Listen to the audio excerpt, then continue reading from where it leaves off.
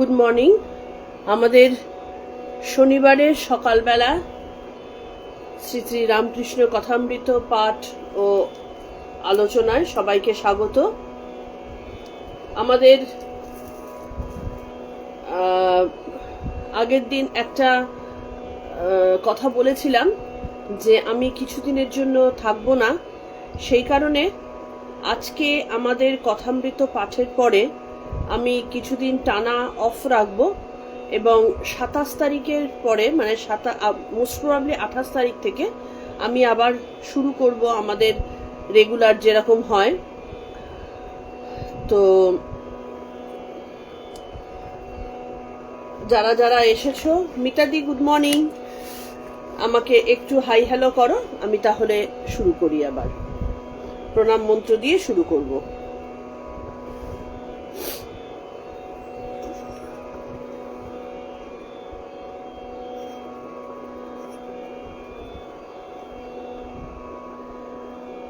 সুপ্রভাত পলি। কালকে পলি আসলে আজকে আমি যাব বলে একটা খুব লেজে গোবরে হয়ে আছি, বেরোবো বলে অনেকগুলো দিক গন্ডগোল হয়ে যায়, তো একা একা দৌড়োদৌড়ি করা, তো কালকে আমি বেশিক্ষণ কথা বলতে পারিনি। আমি একটু ফাঁকা হয়েই তোমাকে ফোন করব। গুড মর্নিং শর্মিলাদি। আমাদের বেশ কয়েকজন চলে এসেছেন, আমরা প্রণাম মন্ত্র দিয়ে আগের দিনের পরে থেকে আমরা শুরু করব। আগে প্রণাম মন্ত্র।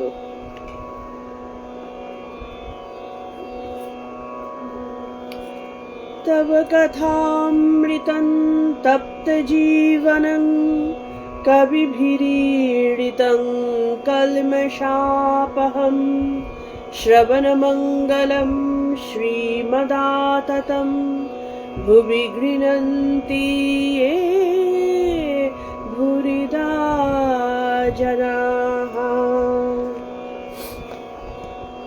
আমাদের আগের দিন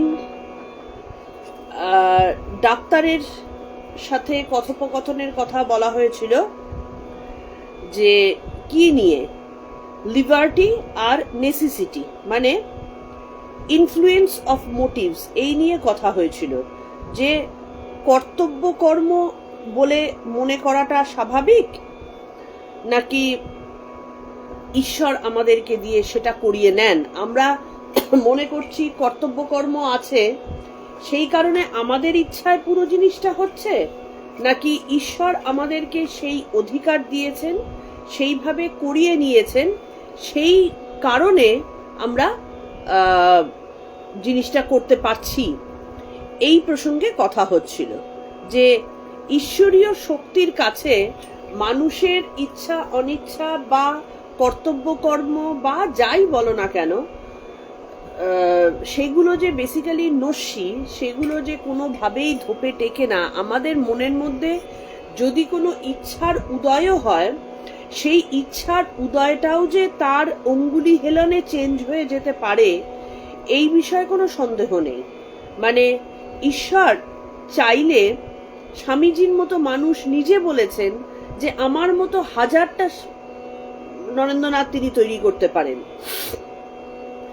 কিন্তু পুরোটাই হচ্ছে তার চাহিদার উপরে। তার অঙ্গুলি হেলনে গাছের একটা পাতাও না নড়ে থাকতে পারে না। মানে যা কিছু হচ্ছে পৃথিবীতে সেটাই। এদিকে ডাক্তার, তিনি সায়েন্টিফিক মেন্টালিটি, তিনি সেইখানটাতে যুক্তি তর্ক নিয়ে আসছেন। আর গিরিশ ঘোষ হচ্ছেন প্রবল বিশ্বাসের ওপরে, তার জ্বলন্ত বিশ্বাস, তার ওপরে ডিপেন্ড করে তিনি কথা বলছেন। ডাক্তার যখন বলছেন যে মনে করো একটা ছেলে পুড়ে যাচ্ছে, তাকে বাঁচাতে যাওয়াটা কর্তব্য, কিন্তু গিরিশ বলছেন যে ছেলেটাকে বাঁচালে যে আনন্দ হয়, সেই আনন্দ আপনাকে বয়ে নিয়ে যায়, এবং সেই আনন্দটাই তো ঈশ্বর। ঈশ্বর মানে আনন্দ। যেখানে যত বেশি ঘন আনন্দ, যেখানে যত বেশি রস, সেখানটাতেই ঈশ্বরের প্রকাশ বেশি। আমরা মন্দিরে গিয়ে শান্তি পাই, আনন্দ পাই, মনে একটা ফুরফুরে ভাব নিয়ে সেখান থেকে ফেরত আসি। কেন? আনন্দ আমার ভেতরে আসছে। সেখানে কেন হচ্ছে? কারণ সেখানে ঈশ্বরের প্রকাশ বেশি আছে।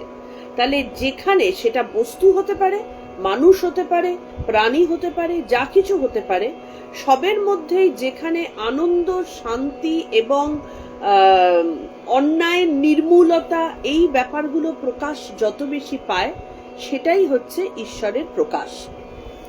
তাহলে গিরিশ ঘোষ তার জ্বলন্ত বিশ্বাস থেকে বলছেন যে ছেলেটিকে বাঁচাতে আনন্দ হয়, তাই আপনি যাচ্ছেন। আপনার ভেতরে যদি সেই আনন্দ কাজ না করে শুষ্ক কর্তব্যবোধ থাকতো, আপনি পারতেন না করতে, তখন আপনার গায়ে ছেঁকা লাগাটা গায়ে লাগতো। কিন্তু যেহেতু সেখানটাতে চরম আনন্দ, সেটা আমরা ধরতে পারছি না, আমাদের অজ্ঞানতা বা আমাদের ইগো আমাদেরকে সেইখানটাতে আটকে দিচ্ছে, কিন্তু বেসিক্যালি আনন্দই আমাদেরকে দিয়ে কাজ করাচ্ছে, আনন্দই আমাদেরকে সমস্ত নির্ধারিত করছে, এবং সেই আনন্দই হচ্ছে আমাদের ঈশ্বর।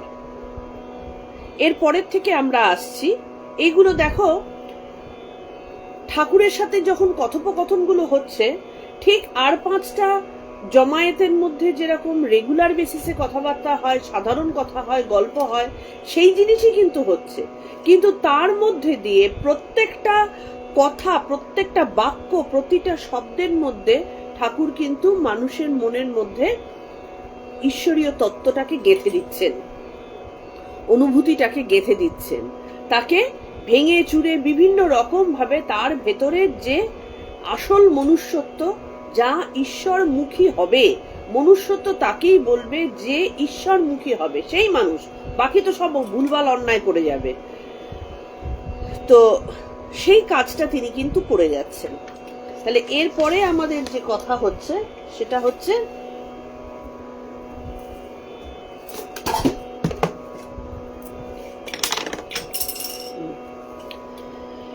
জ্ঞানং জ্ঞেয়ং পরিজ্ঞাতা ত্রিবিধা কর্মচোদনা। শ্রীরামকৃষ্ণ বলছেন কর্ম করতে গেলে আগে একটি বিশ্বাস চাই। দেখো, এই কথাটাকে খুব সাধারণ কথা বলে মনে হচ্ছে, কিন্তু খুব গভীরে একটু চিন্তা করে দেখো কথাটা কি গূঢ় কথা। একটা কর্ম আমি করব, সেটা হতে পারে আমি গান করব, হতে পারে আমি ছবি আঁকবো, হতে পারে আমি সমাজের কিছু কাজ করব, গাছ পুঁতবো। তার জন্য কি চাই? আগে একটা বিশ্বাস চাই, যে এবং সেই সঙ্গে জিনিসটি মনে করে আনন্দ হয়, তবে সে ব্যক্তি কাজে প্রবৃত্ত হয়।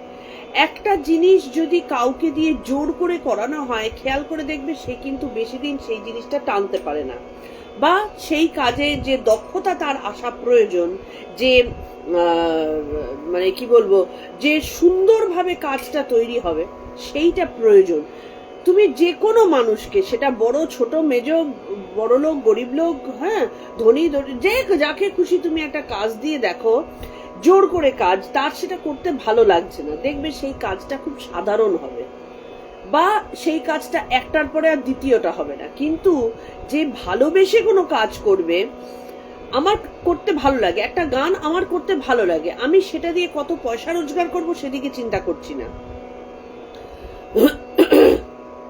সেটা শ্রেষ্ঠ গানে পরিণত হবে। সুন্দর গান করার মতন মানুষ কিন্তু কম নেই, প্রচুর ভালো ভালো মানে অতি বড় স্বনামধন্য গায়ক গায়িকা রয়েছেন। কিন্তু যদি তারা পুরো জিনিসটা মানে শুধুই আনন্দের জন্য, ভালো লাগছে বলে করতেন, তাহলে তাদের গানের কোয়ালিটি আরো 100 গুণ বেড়ে যেত। কারণ তিনি মন প্রাণ ঢেলে দিচ্ছেন সেটাকে সুন্দর করার জন্য, এবং সেই বিশ্বাস যে আমি এটা করে আনন্দ পাচ্ছি, আমার এটা করে এটার প্রতি একটা দক্ষতা আছে, এই যে বিশ্বাস। তাহলে দুটো জিনিস, বিশ্বাস আর আনন্দ। আজকালকার দিনে অধিকাংশ জিনিসই দেখবে খুব ক্যাজুয়ালি হয়, খুব সুন্দর কাজ, যেটা দেখে মন একেবারে ভেতর থেকে অন্তর থেকে বাহবা আসে, সেই কাজ প্রায় হয় না। সেটা ঘর ঝাড় দেওয়া মোছাই হোক, গাড়ি চালানো হোক, কি তোমার অফিসের কাজকর্ম করা হোক, কি কোনো শিল্পকলা হোক, খেয়াল করে দেখবে একটা লিমিটেড হয়ে গেছে। যে লিমিটেশন মানে যে লিমিটেশন না থাকার কারণে আজকে তানসেন তার ভেতরে দীপক রাগকে অগ্নি সৃষ্টি করে ফেলতে পেরেছিলেন, সেই জিনিস এখন হয় না। কেন হয় না? তার কারণ হচ্ছে সেই বিশ্বাসও নেই যে আমি এর থেকেও ভালো করতে পারি, এবং সেই আনন্দও নেই যে এই যে করে সুন্দরটা দেখে আমার ভেতর, বাহ আমার ভেতর, অন্য কারোরটা আমার দেখার দরকার নেই, আমার ভেতরটা বাহ এত সুন্দর হয়, তাহলে এর থেকেও সুন্দর আমি বানাতে পারি, চেষ্টা করে দেখি তো, আরো সুন্দর আরো সুন্দর। এই জিনিসটা যখন আমার ভেতর থেকে আসবে, কোনো রকম আকাঙ্ক্ষা না করে, আমি এটা দিয়ে আমাকে কে প্রশংসা করলো, কি কে কত টাকা দিল, কি বিশেষত্ব কারোর কাছে পেলাম, এটার জন্য না, আমার দেখেই আনন্দ আছে। আরে এটা আমি বিছানাটা গোছালাম, বাহ কি সুন্দর লাগছে দেখতে, পরিচ্ছন্ন, কোথাও কোনো ধুলো নেই, কোথাও কোনো টেরা বেঁকা নেই, কারোর মধ্যে কোনো কুচকানো ভাব নেই, কি সুন্দর। আচ্ছা তাহলে এটাকে আরো একটু সুন্দরভাবে সাজাতে পারি কি? যত্ন, অন্তর থেকে, সেটা কি আনন্দ দিচ্ছে। এই যে সুন্দরটা দেখে আনন্দ, এই আনন্দই কিন্তু ঈশ্বর। যত ভেতরে আনন্দের প্রকাশ হবে, যত ভেতরে আনন্দে পরিপূর্ণ হবে, তত ভেতরে ঈশ্বরীয় প্রকাশ হচ্ছে। এবার বলাই যেতে পারে যে অন্যায় করছে, সামাজিকভাবে ক্ষতি কিছু করছে, সেও তো ওটা করে আনন্দ পাচ্ছে, তাহলে ঈশ্বরের প্রকাশ? সে আনন্দ পাচ্ছে না, সে মনে করছে যে আমি আনন্দ পাচ্ছি, একটা তৃপ্তি তার মধ্যে আসছে, কিন্তু তার মনের ভেতরে ভয়ও আসছে, সেই কারণে সে লুকাচ্ছে। না হলে যেটাতে আনন্দ দেবে সেটা যদি ঠিক হয়, আনন্দেরই হয়, তাহলে সে তো সেটা গাল ভরিয়ে আরো সবার কাছে প্রচার করবে, দেখো কত সুন্দর জিনিসটা আমি করেছি। তা তো করে না, সে একটা অন্যায় কাজ করার পরে লুকিয়ে পড়ে, কত রকম ভাবে লুকানোর আশ্রয় নেয়। সে সামাজিক তোমার রাজনৈতিক সহযোগিতা নেয়, সে পুলিশকে টাকা পয়সা দিয়ে ঘুষ খাওয়ায়, সে বিভিন্ন রকম ভাবে নিজেকে লুকানোর, মিথ্যে কথা বলে। তাহলে এটা কি আনন্দ হলো? এটা কি বিশ্বাস হলো? হলো না। তার মানে সেই কাজগুলোর মধ্যে ঈশ্বরীয় ব্যাপার নেই, তার ওটা সাময়িক তৃপ্তি দিচ্ছে, কিন্তু আনন্দ, ইটার্নাল ব্লিস যেটাকে বলা হয়, সেই জিনিসটা নেই। সেটাই কিন্তু ঠাকুর বলছেন যে কর্ম করতে গেলে আগে একটি বিশ্বাস চাই, যে কোনো কর্ম, সেই সঙ্গে জিনিসটি মনে করে আনন্দ হয়, যে আমি যদি এই বিছানাটা সুন্দর করে গোছাই, আমার ভেতরে একটা স্যাটিসফ্যাকশন আসবে। আমি যদি এই লোকটাকে এই উপকারটা করি, আমার এই জিনিসটা দিই, উপকার করি মাথায় না, এইটা দিলে আমার মনে একটা আনন্দ আসবে, উপকার করলাম বলে, বা আমার পুণ্য সঞ্চয় হলো বলে, হ্যাঁ, বা সে আমাকে কিছু আশীর্বাদ করবে বলে না, আমার ওটা দিয়ে আনন্দ লাগছে, তাকে ভালোবেসে আনন্দ লাগছে, দ্যাটস অল, তার বেশি কিচ্ছু না। সেইটা যদি আমরা করতে পারি, তাহলে সেই ব্যক্তি সেই কাজে প্রবৃত্ত হবে, তখন তার মনে হবে ওই কাজটা করি, এবং সেটা অবভিয়াসলি সুন্দর হবে। মাটির নিচে একঘরা মোহর আছে, এই জ্ঞান, এই বিশ্বাস প্রথমে চাই। আমি একটা মাটি কুপাবো, তার নিচে একঘরা মোহর আছে, এটা বিশ্বাস করে না করব, তারপরে আমি অসফল হলাম কি এখানে নেই, সেটা তো অন্য ব্যাপার। কিন্তু ওই যে মাটি কোপানোর কষ্টটা, এটা কি জন্যে করব? তার কারণ আমার ভেতরে বিশ্বাস থাকবে যে এর তলায় মোহর আছে, এবং সেই মোহরটা আমাকে আনন্দ দেয়, সেই কারণে না আমি মাটি কুপাতে যাব। তাহলে ঘোড়া মনে করে সেই সঙ্গে আনন্দ হয়, ঘোড়াটা মনে করেই ভেতরে ভেতরে আনন্দ আসছে। আমরা ভাবছি যে আমরা হাকুপাকু ভাবে খুঁজছি, এই খোঁজার যে এনার্জি, সেই এনার্জিটা আসছে কিন্তু আনন্দ থেকে, যে ওটা পেলে আমার কত আনন্দ হবে। তো সেই কারণে সে খুঁড়তে যায়, খুঁড়তে খুঁড়তে ঠং করে শব্দ হলে আনন্দ বাড়ে, তারপর ঘোড়ার কানা দেখা যায়, তখন আনন্দ আরো বাড়ে। এই রকম ক্রমে ক্রমে আনন্দ বাড়তে থাকে। আমি নিজে ঠাকুরবাড়ির বারান্দায় দাঁড়িয়ে দেখেছি সাধু গাঁজা তয় করছে আর সাজতে সাজতে আনন্দ।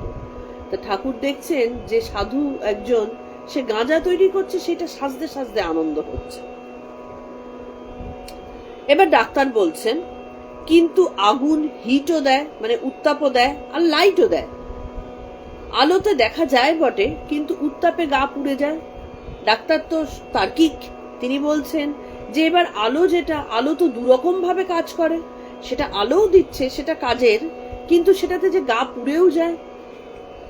কর্তব্য কর্ম করতে গেলে কেবল আনন্দ হয় তা নয়, কষ্টও আছে।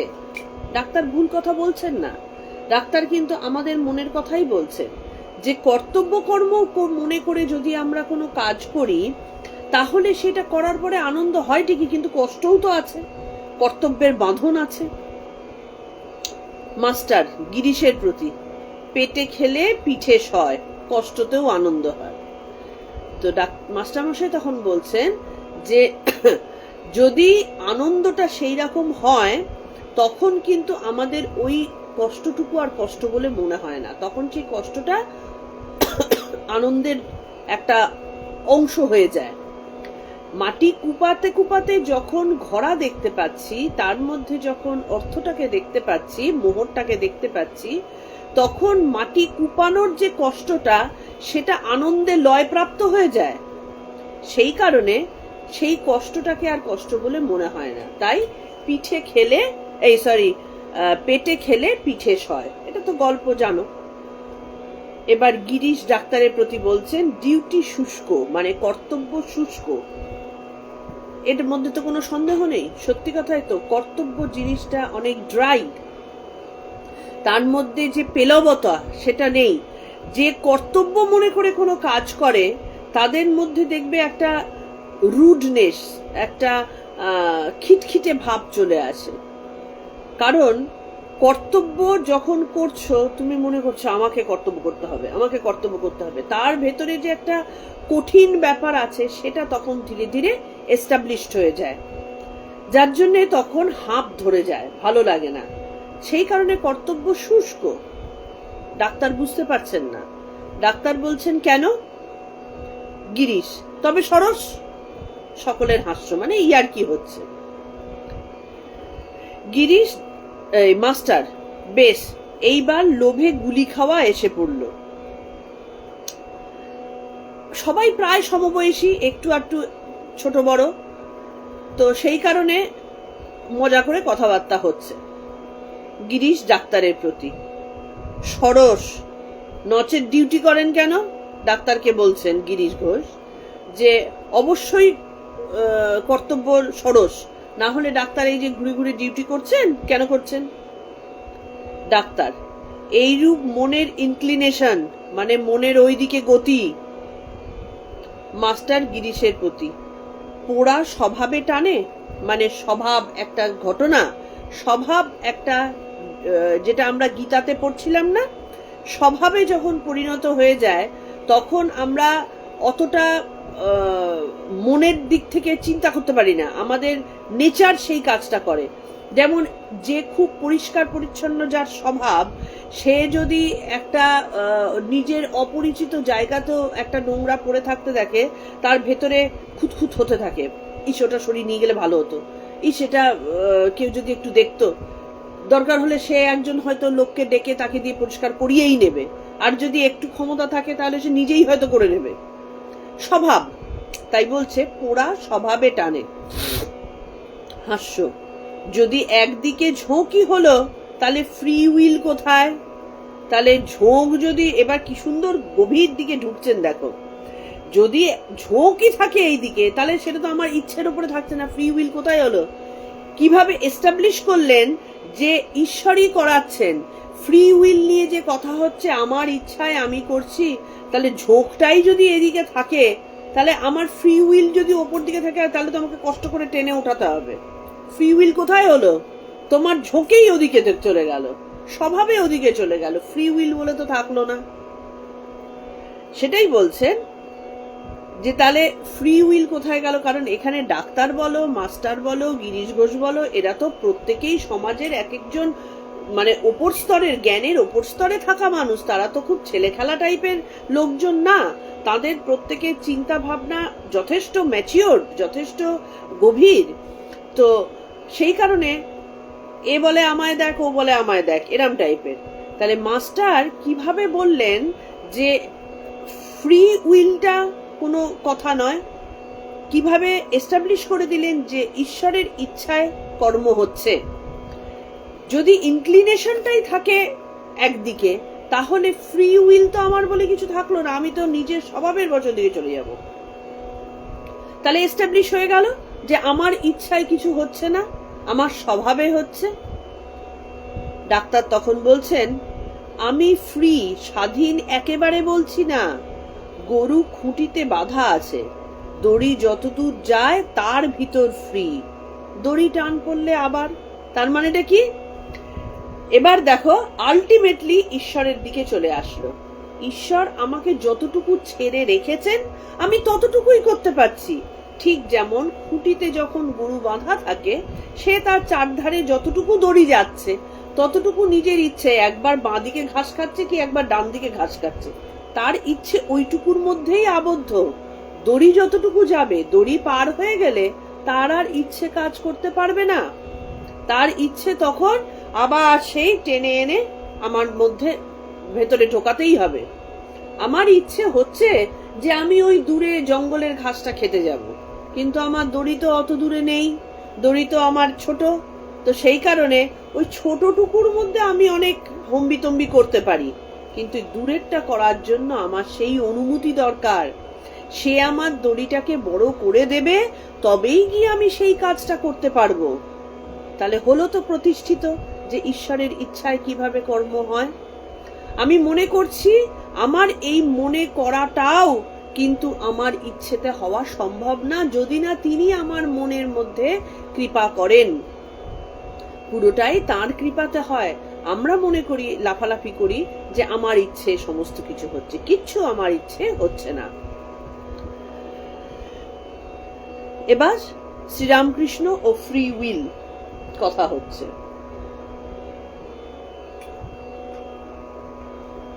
শ্রীরামকৃষ্ণ, এই উপমা যদু মল্লিকও বলেছিল ছোট নরেন্দ্রর প্রতি, এ কি ইংরাজিতে আছে? ডাক্তারের প্রতি, দেখো ঈশ্বর সব করছেন, তিনি যন্ত্রী আমি যন্ত্র, এই বিশ্বাস যদি কারুর হয় তো সে তো জীবন মুক্ত। আমরা জীবন মুক্ত হতে পারছি না কেন? আমরা যুদ্ধ করে যাচ্ছি সমানে, ঈশ্বরের ইচ্ছার সাথে নিজের ইচ্ছার দড়ি টানাটানি খেলছি। আমরা ভাবছি যে আমরা বিশাল নিজের ইচ্ছায় কাজ করে যাচ্ছি, সুতরাং যেটা হচ্ছে সেটাকে আমরা মেনে নিতে পারছি না। আমার বয়স হচ্ছে, আমি মানতে পারছি না, সেই কারণে যা আমার 20-22 বছরে করা উচিত ছিল আমি সেটা 50 বছর বয়সে, 65 বছর বয়সে করছি। কি ইংরেজি শিক্ষা যে বয়সের মানে একটা নাম্বার মাত্র। অবশ্যই বয়সটা মানুষের নাম্বার মাত্র, কিন্তু আমার শরীরের তো একটা বয়স আছে, সেটাকে তো আমি অস্বীকার করতে পারি না। সেইটা আমি টেনে ধরে যে এই যে সময় যাচ্ছে, জরা আসছে, বা আমার শরীরটা যে একরকম ভাবে অন্যরকম হচ্ছে, পরিবর্তন হচ্ছে, আমি মানতে পারলাম না। সেই কারণে আমি আমার 50 বছরের জীবনে 24 বছরের একটা যুবতীর সাথে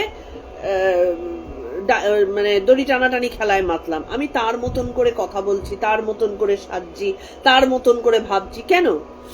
আমি আমার মতন করেই ভাববো এবং সেটাই সুন্দর হবে। প্রথম কথা হচ্ছে সুন্দর ও আনন্দ। আমার ভেতরের যেটা আছে সেটা নিয়েই যদি আমি আনন্দে থাকি, সেটাতেই যদি আমি গর্ববোধ করি, সেটাতেই যদি আমি নিজেকে মানে অনেক পেয়েছি এই ভাবটা যদি আমার মধ্যে আসে, আমার মধ্যে সুন্দর আপনিই বেরোবে। আমাকে 24-এর মতন সুন্দর কেন হতে হবে? আমার ভেতরে সুন্দর কি নেই? আমার ভেতরের আনন্দ কি নেই? আমি আমার মতন করে আনন্দিত হব।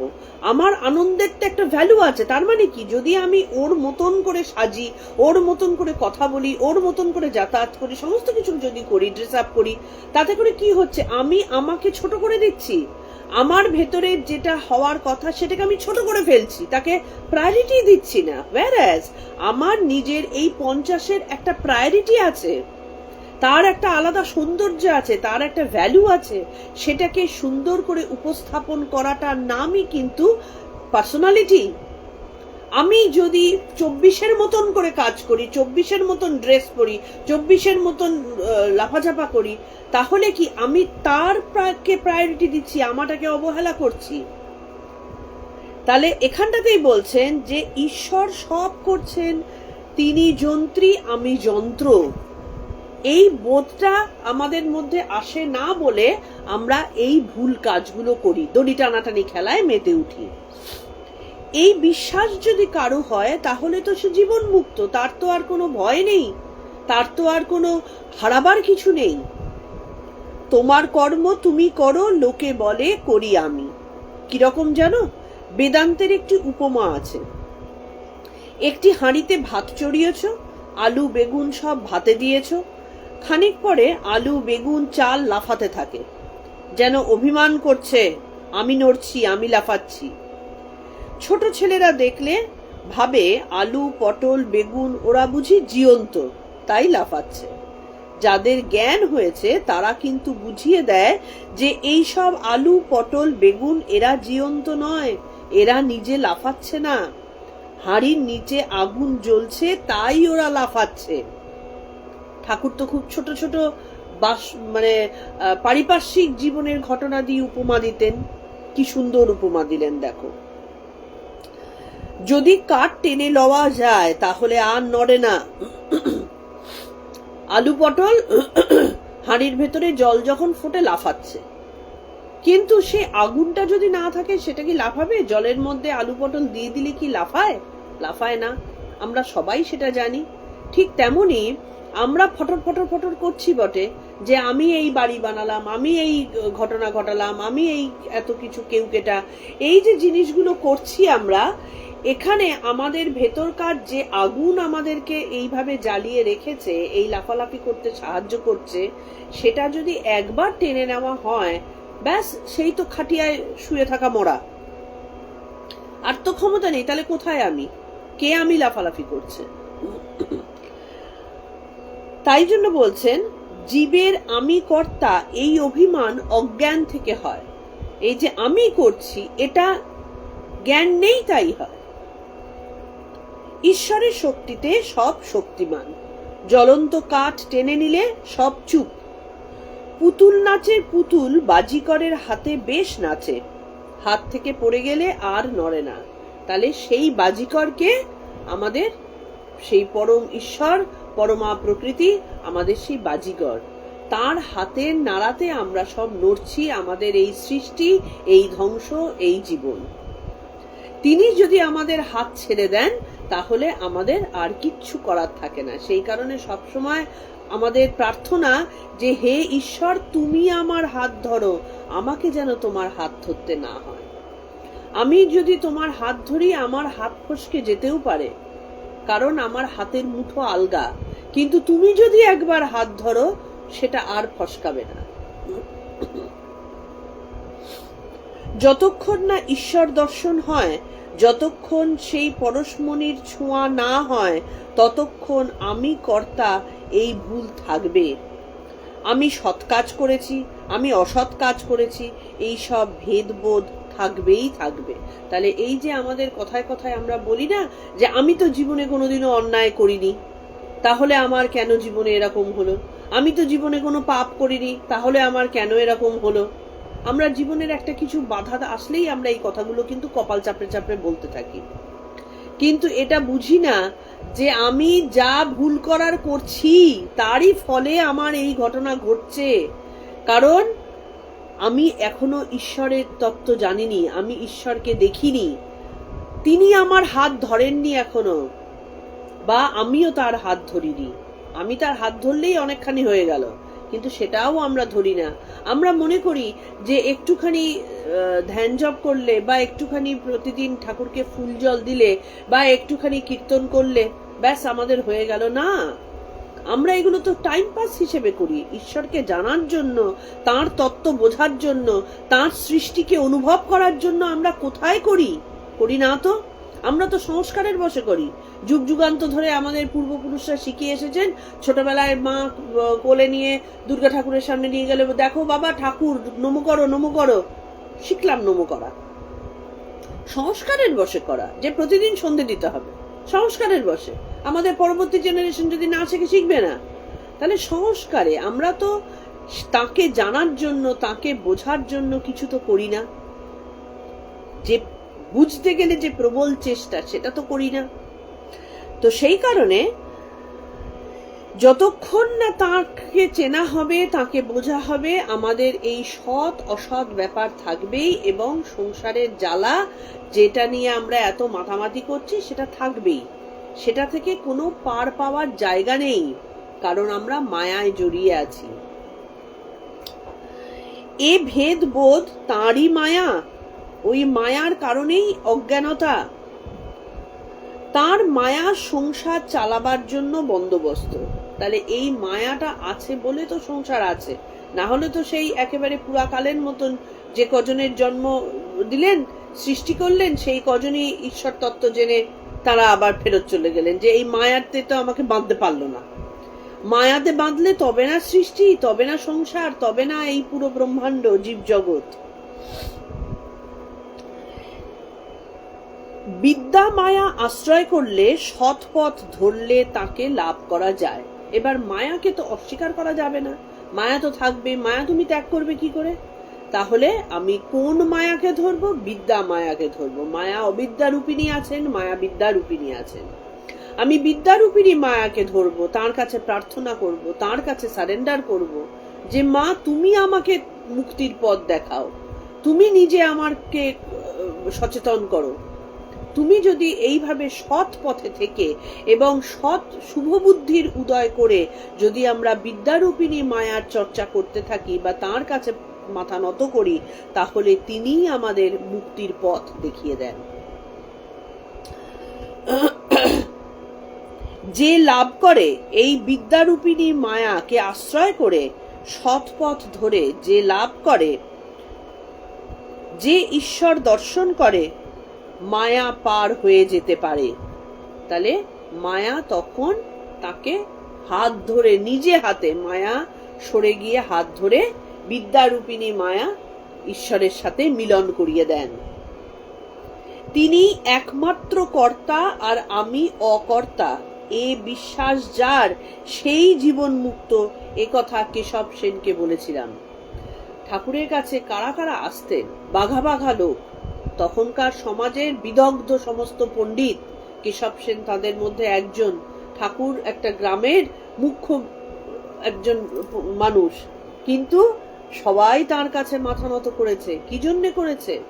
সেই ঈশ্বরের প্রভাব প্রকাশ তারা দেখতে পেয়েছে, সেই তারা বুঝতে পেরেছেন। সেই কারণে সবাই কি পেয়েছে? সবাই, অনেকেই তো ঠাকুরের সাথে দেখা হয়েছে।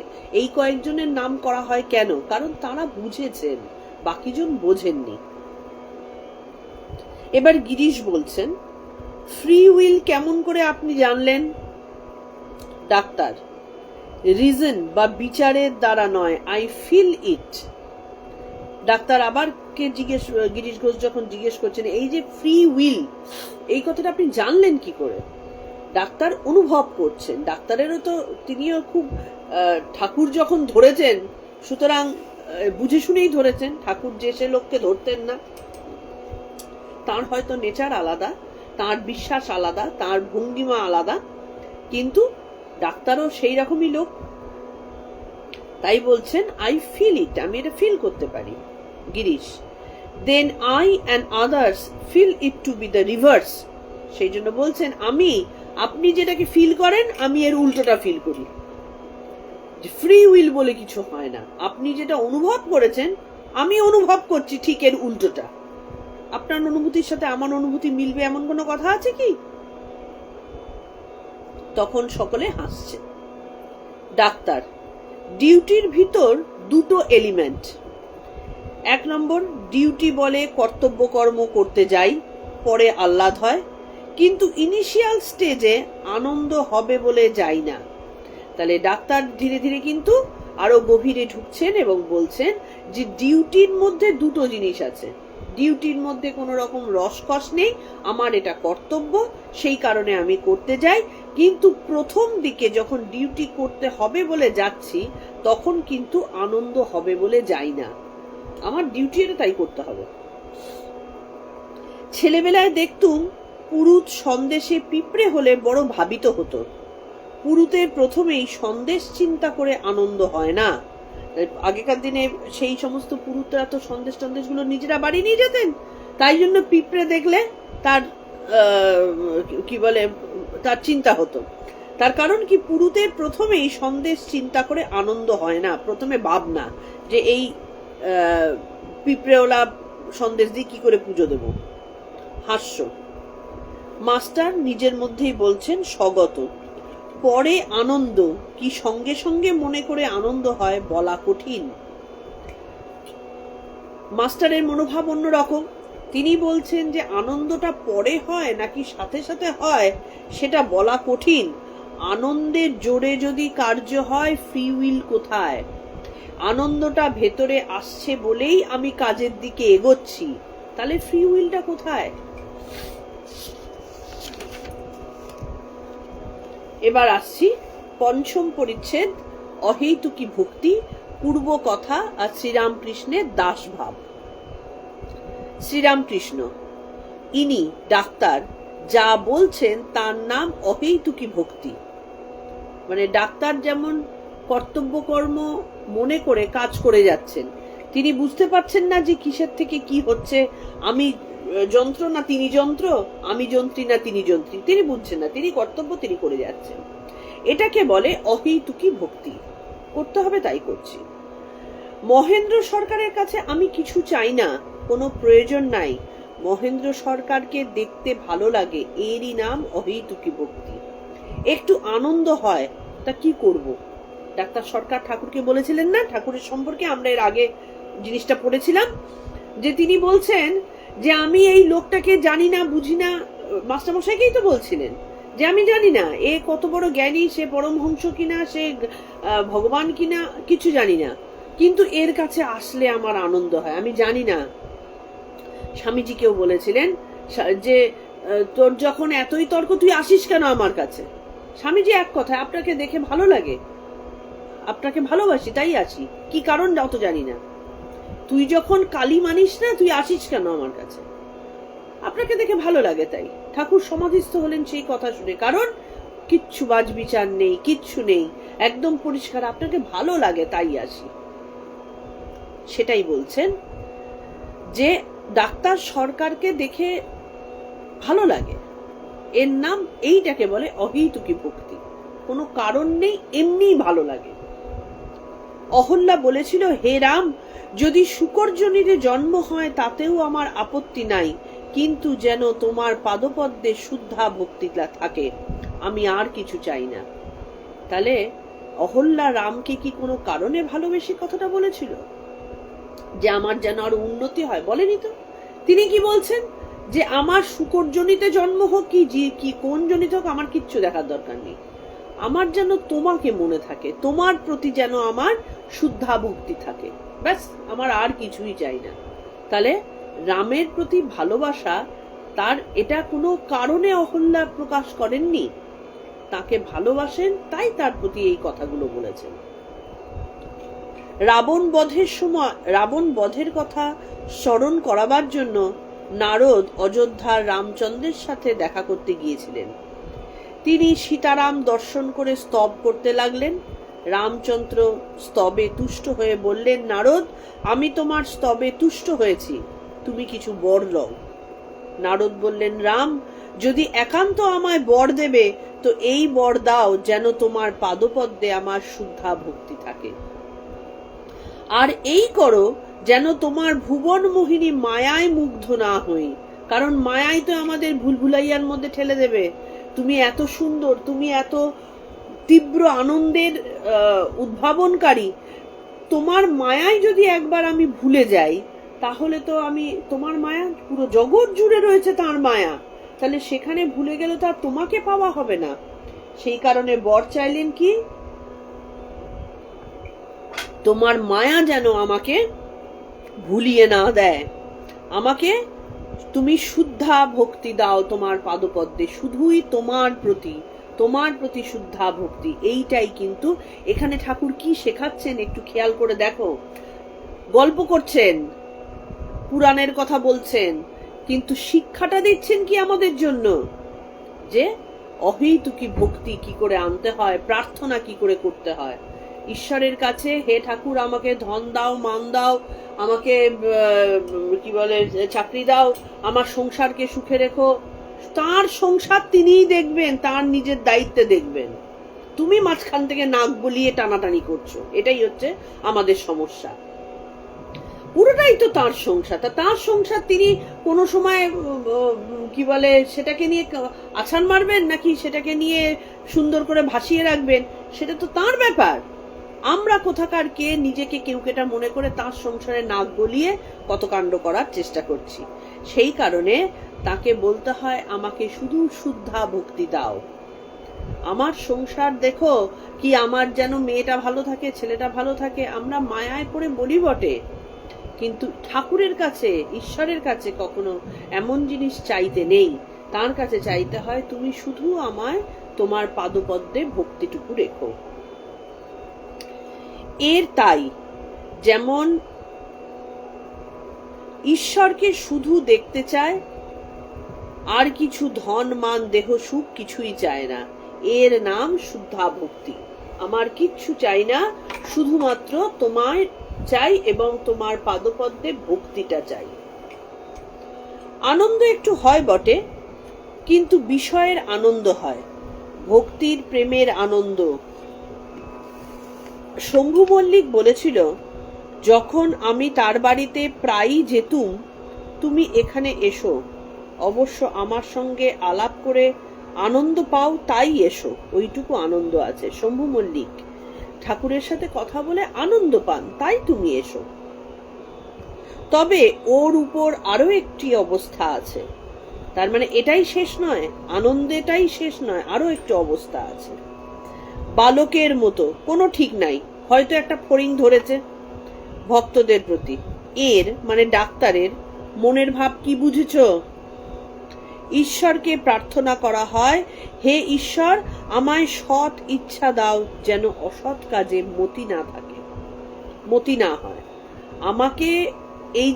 এইটাই তখন বলা হলো যে এই যে ইচ্ছা, আমার ভেতরে কি ইচ্ছা জাগবে, আমার ভেতরে একটা মানুষকে উপকারের ইচ্ছা জাগবে নাকি তাকে কোনোভাবে ক্ষতিগ্রস্ত করার ইচ্ছা জাগবে, সেইটাও কিন্তু আমাদের উপর ডিপেন্ড করে না।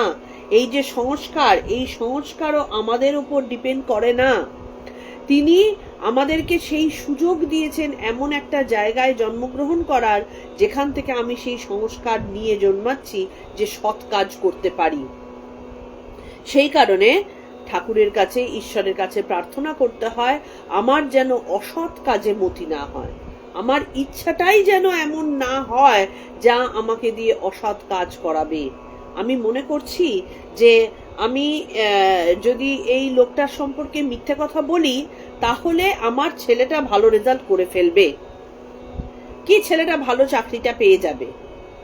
অসৎ কাজ, আমি তো আমার সংসারের ভালোর জন্য করছি, আমার ছেলের চাকরি হয়ে যাবে, কিন্তু কাজটা তো অসৎ কাজ। সেই জন্য ঈশ্বরকে প্রার্থনা করতে হয় আমাকে এমন মাথাতেও এনো না যাতে অসৎ কাজ করার দিকে প্রবৃত্তি আসে, তুমি আমার ইচ্ছেটাকেই সৎ ইচ্ছার দিকে নিয়ে চল। তাহলে আমার সংসারের ভালো করতে গিয়ে আমি কিছু অসৎ কাজ করে ফেলছি। আমারও ওই অবস্থা ছিল, একে দাস্য বলে। আমি মা মা বলে এমন কাঁদতুম, লোক দাঁড়িয়ে যেত। আমার এই অবস্থার পর আমাকে বীরবার জন্য আর আমার পাগলামি সারাবার জন্য তারা একজন রাঁড় এনে ঘরে বসিয়ে দিয়ে গেল। দেখো ঠাকুরকেও কত পরীক্ষা দিতে হয়েছে, যে ঠাকুর যখন এই পাগলামি বলছে লোকে, যখন মা মা করে খালি কাঁদছে একটা অল্প বয়স্ক ছেলে, তার তখন 18, 19, 20 বছর বয়স, এই তো তার বয়স, তাহলে এই সময়ে একজন মা মা করে পাগলের মতো আছাড়ি পিছাড়ি কাঁদছে, হ্যাঁ, তার লোক লজ্জা করছে না, তাহলে এই মানুষের পাগলামি সারাবার জন্য লোকের ভাষায় কি করলো, বললো যে একে যদি একটা মেয়ে মানুষের সঙ্গ করিয়ে দেওয়া যায় তাহলে তার এই পাগলামি ছেড়ে যাবে, তার সঙ্গ ঠিক হচ্ছে না। সেই কারণে কি করেছে, রাঁড় এনে, আগেকার দিনে এইগুলো হচ্ছে গ্রাম্য ভাষা, যে একজন মহিলা এনে ঘরে বসিয়ে দিয়ে গেল। সুন্দর, চোখ ভালো। আমি মা মা বলে ঘর থেকে বেরিয়ে এলুম, আর হলধারীকে ডেকে দিয়ে বললুম, দাদা দেখবে এসো ঘরে কে এসেছে।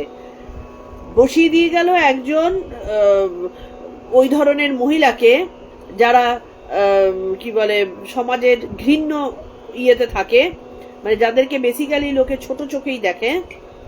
ঠাকুর তার মধ্যে প্রত্যক্ষ করলেন মা কালীকে। এই হচ্ছে জ্ঞান, এই হচ্ছে পবিত্রতা।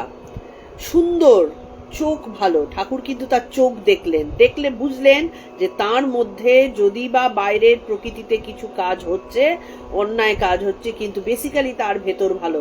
ঠাকুর সমুদ্র শাস্ত্রে অসম্ভব পারদর্শী ছিলেন, তাই তিনি তার চোখকে সুন্দর দেখতে পেয়ে তার ভেতরের গভীরতাটাকে পড়ে ফেললেন।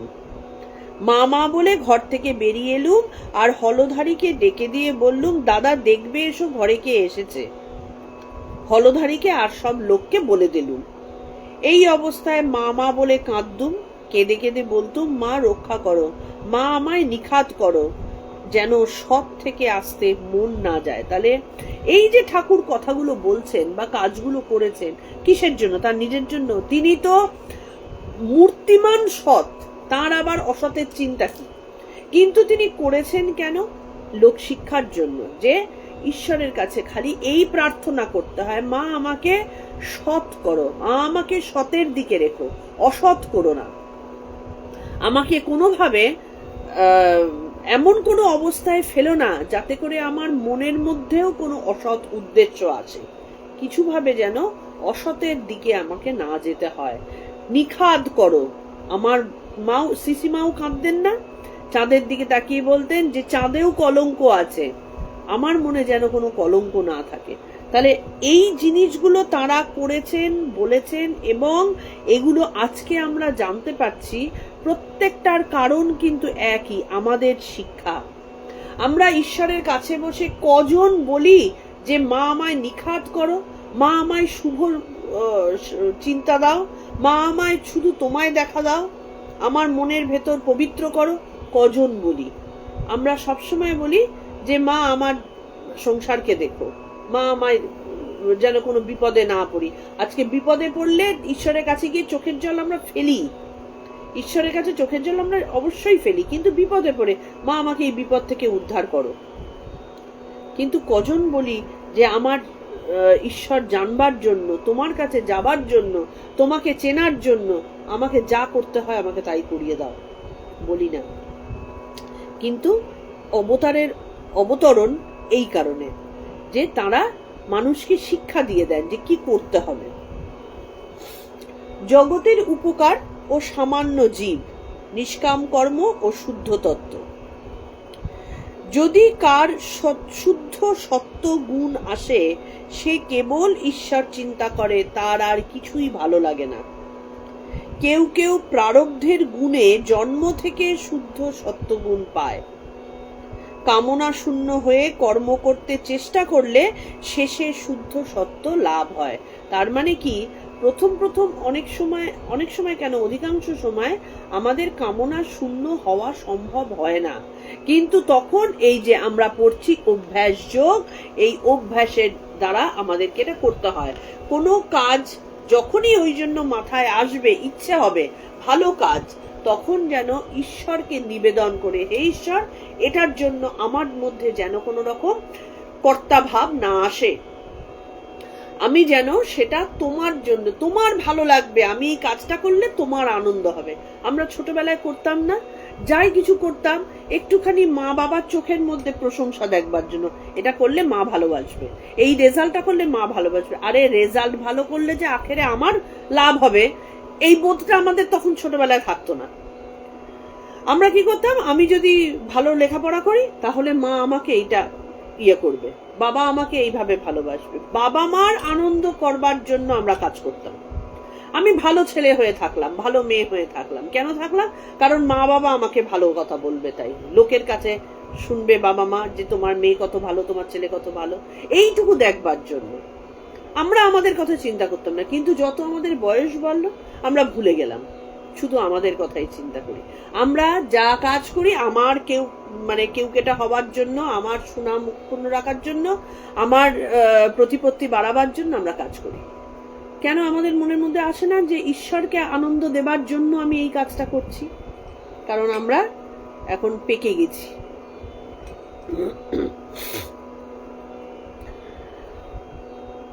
তাই বলছেন, কামনা শূন্য হয়ে কর্ম করতে চেষ্টা করলে শেষে সত্যগুণ লাভ হয়। ধীরে ধীরে অভ্যেসে দাঁড়িয়ে যায়, তখন সত্যগুণ অটোমেটিক্যালি চলে আসে। রজ মিশানো সত্যগুণ থাকলে ক্রমে নানা দিকে মন হয়, তখন জগতের উপকার করব এই সব অভিমান এসে জোটে। রজগুণে কাজ করায়, এটাই রজগুণের দ্বারা মানুষ কর্ম করে, কিন্তু সেই রজগুণের দ্বারা আবার অভিমানও আসে। দেখবে যারা খুব রজগুণী মানুষ তারা কিন্তু সমাজে প্রচুর বড় বড় কাজ করে, কিন্তু তাদের মধ্যে সেই আত্ম অভিমান এত বেশি থাকে যে ঈশ্বর প্রাপ্তি, যেটার জন্য আসল সমস্ত কিছু, সেটা হয় না।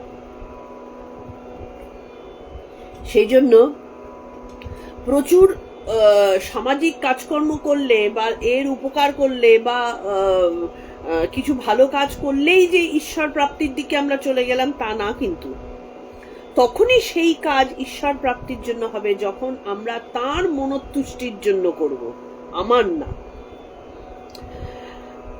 সেই জন্য অভিমান এসে জোটে যে আমিই তো এই কাজটা করেছি, এবং চাহিদা থাকে, এবং কি হয়, আমি এই কাজটা করেছি বলে আমাকে লোকে মান্যতা দেবে, যে মান্যতা দিল না তার তো একদম 12টা বাজিয়ে ছাড়লাম। আমি এত বড় একজন, আমাকে মানলো না, ব্যাস তার পেছনে লাগো। এবার এই ঘটনাটাই ঘটে। জগতের উপকার এই সামান্য জীবের পক্ষে করতে যাওয়া বড় কঠিন। জগতের উপকার আমরা কি করব, ক্ষমতা কোথায়? তবে যদি কেউ পরোপকারের জন্য কামনা শূন্য হয়ে কর্ম করে তাতে দোষ নাই। যে আমার ভেতর থেকে একটা মায়া আসলো, ভালোবাসা আসলো, আমি তার জন্য দুঃখে দুঃখিত হলাম এবং আমি মনে করলাম যে তার কিছু করতে গিয়ে আমি কৃতার্থ হচ্ছি, আমারকে দিয়ে ঈশ্বর এইটুকু মানে ক্ষমতা দিয়েছেন, তাহলে সেটাতে দোষ নেই। একে নিষ্কাম কর্ম বলে। এরূপ কর্ম করতে চেষ্টা করা খুব ভালো। এই নিষ্কাম কর্মের কথা আমরা কিন্তু এর আগে 3য় অধ্যায়ে পড়েছি এবং অনেক ডিটেইলে পড়েছি। আমার মনে হয় এই প্রসঙ্গটা সহজে বোঝা উচিত। কিন্তু সকলে পারে না, বড় কঠিন। সকলেরই কর্ম করতে হবে, সবাই কর্ম করে যাচ্ছে।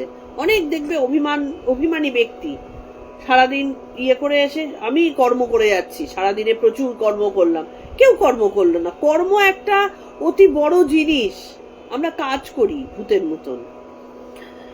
2-1টি লোক কর্ম ত্যাগ করতে পারে, 2-1জন লোকে শুদ্ধ সত্য দেখতে পাওয়া যায়, রেয়ার। এই নিষ্কাম কর্ম করতে করতে রজ মিশানো সত্যগুণ ক্রমে শুদ্ধ সত্য হয়ে দাঁড়ায়। তাহলে রজগুণ যখন আমাদের ভেতরে কাজ করছে, রজগুণ যখন ভালো কাজ, শুভ কাজ করাচ্ছে, রজগুণ খারাপও করায়, রজগুণ শুভ সত্য কাজও করায়, শুভ কাজও করায়, কিন্তু সেই গুণ যখন পরিশ্রমের দ্বারা, চেষ্টার দ্বারা যখন অভিমান শূন্য হয়ে মানুষ করতে থাকে, যে রজগুণ দিয়ে সে কাজ করছিল সেটা ধীরে ধীরে সত্যগুণে পরিণত হয়ে যায়। সেইটার জন্য কি প্রয়োজন, যে আমি রজগুণে মিশ্রিত কাজ করছি নাকি আমার কাজ সত্যিকারের সত্যগুণের কাজ, এটার জন্যও তো আমাদের শাস্ত্র জ্ঞানের প্রয়োজন। আমি কাজ একটা করে ফেললাম, সেই কাজটা ঈশ্বরে যে অর্পণ করে করতে হবে বা সেই কাজটা যে ঈশ্বরের জন্য করতে হবে, এই বোধটা যদি আমি তার সম্পর্কে কিছুই না জানি, তাকে যদি বিন্দুমাত্র না অনুভব করার চেষ্টা করি, তাহলে তো সেই ব্যাপারটা আসবেই না। এই জন্যও তো আমাদের শাস্ত্রের প্রয়োজন, সাধু সঙ্গের প্রয়োজন, শুভ কথার প্রয়োজন, মানে শুভ বইয়ের প্রয়োজন। এগুলো তো আমাদেরকে, এই যে সংস্কার তৈরি হচ্ছে, এর ওপর ভিত্তি করেই তো আমাদের কাজ এদিক থেকে ওদিক হবে। তাহলে এই জ্ঞান আমাদের প্রয়োজন, সেই কারণেই আমাদের সাধু সঙ্গের প্রয়োজন। এবং এই করতে করতে কি হয়, রজ মিশানো সত্যগুণ ধীরে ধীরে রজ মিশানো গুণ ক্রমে শুদ্ধ সত্য হয়ে দাঁড়ায়। শুদ্ধ সত্য হলেই ঈশ্বর কৃপায় তাঁর কৃপায় ঈশ্বর লাভ হয়। সাধারণ লোকে এই শুদ্ধ সত্যের কথা বুঝতে পারে না। শুদ্ধ সত্য বোঝাটা অত সহজ নয়। আমরা মনে করি যে আমি পয়সা না নিয়ে কোনো কাজ করলেই বোধহয় সেটা সৎ কাজ হয়ে গেল। একেবারেই নয়। পয়সার বদলে যে আরো ভয়ঙ্কর জিনিস চেয়ে ফেলছি আমার জন্য, সেটা আমরা ধরতেই পারি না কখন এসে জুটছে এই দুর্গুণটা। হেম আমায় বলেছিল, কেমন ভট্টাচার্য মহাশয়, জগতে মান লাভ করা মানুষ জীবনের উদ্দেশ্য কেমন? তিনি ওই ঠাকুরকে বলছেন আর কি। ঠাকুর এইটা মানে মজা করেই বলছেন যে জগতে মান লাভ করা মানুষ জীবনের উদ্দেশ্য কেমন। মানে ঠাকুরের কাছে 10 জন লোক আসছে, সেই জন্য তাকে বোধহয় এইভাবে টন্ট করা আর কি, যে ভট্টাচার্য মশাই কেমন করে, মানে এইভাবে বলার মানেটাই তো হচ্ছে টন্ট করা। তো জগতে মান লাভ করা মানুষ জীবনের উদ্দেশ্য কেমন? তাহলে জগতে কি আমি সেই কারণে এসেছি, না আমি জগতে শিক্ষা গ্রহণ করতে এসেছি যে কিভাবে ঈশ্বরকে ভালোবাসবো, কিভাবে আমি আবার তাঁর কাছে ফেরত যাব। আমি রাস্তা হারিয়ে ফেলেছি, ঈশ্বরের কাছে সমানে প্রার্থনার প্রয়োজন। এই জন্য আমাকে এমন কাজে ব্রতী করো যা দিয়ে আমি আবার তোমার কাছে ফেরত যেতে পারি। আমার ভুলে আমি তোমার থেকে দূরে সরে এসেছি, সেখানে এসে হাবুডুবু খাচ্ছি। আমাকে তুমি আবার সেই সুপথগামী করো যে পথ ধরে আমি তোমার কাছে আবার পৌঁছতে পারবো। তাহলে কোন পথ ধরে পৌঁছতে পারবো? এটা কি সেই তথাকথিত গ্র্যান্টাং রোডের মতো রাস্তা, না যশোর রোডের মতো রাস্তা? রাস্তাটা কি? আমাদের সত্যগুণ। সেই সত্যগুণ কি করে আমার মধ্যে প্রকাশিত হবে? সেটা ঈশ্বরের কাছে প্রার্থনা করে করে, হে ঈশ্বর, আমাকে আর কোনো অন্য গুণের মধ্যে আমাকে ফেলে দিয়ে দূরে ঠেলে দিও না। আমাকে সত্য গুণের দিকে নিয়ে চলো, যেখানটাতে কামনা শূন্য হয়ে আমি সেই গুণের প্রকাশ করতে পারবো, যাতে করে আমি তোমার কাছে তাড়াতাড়ি পৌঁছতে পারি। এটাই আমাদের প্রার্থনা, এটাই আমাদের ঈশ্বরের কাছে চাহিদা হওয়া উচিত, আর কিছু না। বাদ বাকি যা কিছু সেটা উনি ঠিক দেখভাল করবেন। এইটা করতে করতে যখন আমাদের খিদের উদ্রেক হবে, যখন আমাদের কোনো প্রবলেম আসবে, তিনি নিজে হাতে সেই প্রবলেম দূর করে দেবেন, এ বিষয়ে কোনো সন্দেহ নেই। তিনিই করে দেবেন সমস্ত কিছু। আমরা বিশ্বাস করতে পারি না, এটা আমাদের দুর্বলতা, এটা আমাদের অজ্ঞানতা, যে আমরা বিশ্বাস করতে পারছি না তাকে, তার হাতে সবকিছু ছেড়ে দিতে পারছি না। কিন্তু তিনি করে দেবেন। আমাদের প্রার্থনা আমাদের এত মানে গভীর হওয়া উচিত। একটাই প্রার্থনা, আমাকে শুদ্ধ করো, আমাকে শুদ্ধ সত্যের দিকে ঠেলে দাও, আমাকে কামনাবিহীন করো, বাসনাবিহীন করো, যাতে করে আমি তোমার পাদপদ্মে শুধু মনোনিবেশ করতে পারি। That's all. তাহলে আজকে আমাদের এইটুকুই। এরপরে আমরা কথামৃত যখন পড়ব তখন একেবারে নতুন অষ্টাদশ খণ্ড থেকে পড়া শুরু করব। আজকে তাহলে আমাদের ঠাকুরের উপদেশ এবং মাস্টারমশাই, ডাক্তার, এদের কথোপকথন, গিরিশ ঘোষ এদের কথোপকথনের মধ্যে আমরা যে বিষয়টা জানতে পারলাম, যে ফ্রি উইল মানে মানুষের ইচ্ছা বা জগতের প্রাণীর ইচ্ছা, এইটা কিন্তু আমরা মনে মনে ভাবি বটে যে এটাই শেষ কথা, কিন্তু সেটা নয়। ঈশ্বর ইচ্ছায় আমাদের ভেতরে এগুলো প্রকাশিত হয়। তার ইচ্ছা না থাকলে কোনোদিন কোনো কিছু হতে পারে না। তার ইচ্ছাই শেষ কথা। তো সেই কারণে তার ইচ্ছা যাতে আমার প্রতি সেই রকম শুদ্ধ সত্য গুণান্বিত হয়, সেই প্রার্থনা সবসময় আমাদের করা উচিত। আজকে তাহলে এটুকুই। যারা দেরি করে এসেছো তারা একটুখানি আবার প্রথম থেকে একটু শুনে নিও। আমারও তো একটু দেরি হয়েই যায়, আমি চেষ্টা করেও একেবারে ডট টাইমে আসতে পারি না। আর সবাইকে আমি বলে দিচ্ছি যে আজকের পরে আমার কয়েকটা দিন একটু বন্ধ থাকবে।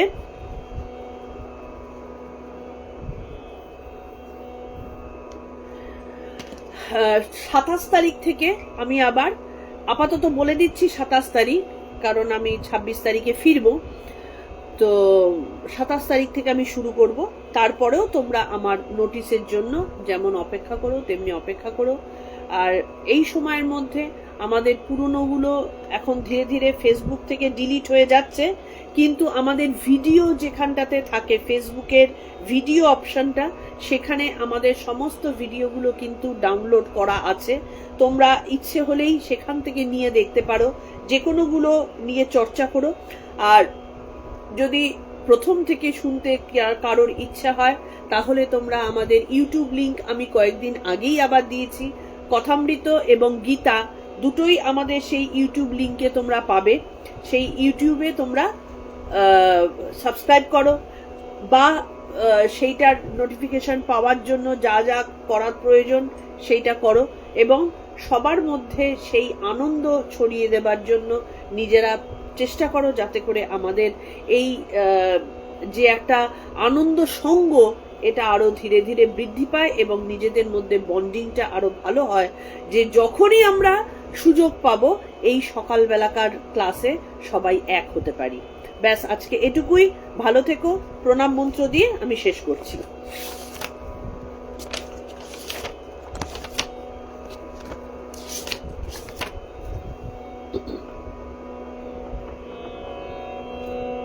ओम स्थापकाय च धर्मस्य सर्वधर्म स्वरूपिणे अवतार वरिष्ठाय रामकृष्णाय ते नमः।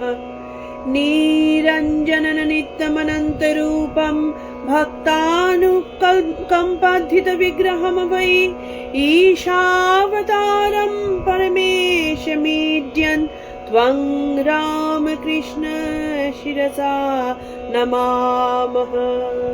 ঠাকুরমা স্বামীজির পায়ে প্রণাম জানিয়ে আজকের মতো আমাদের কথামৃত প্রসঙ্গ শেষ হলো।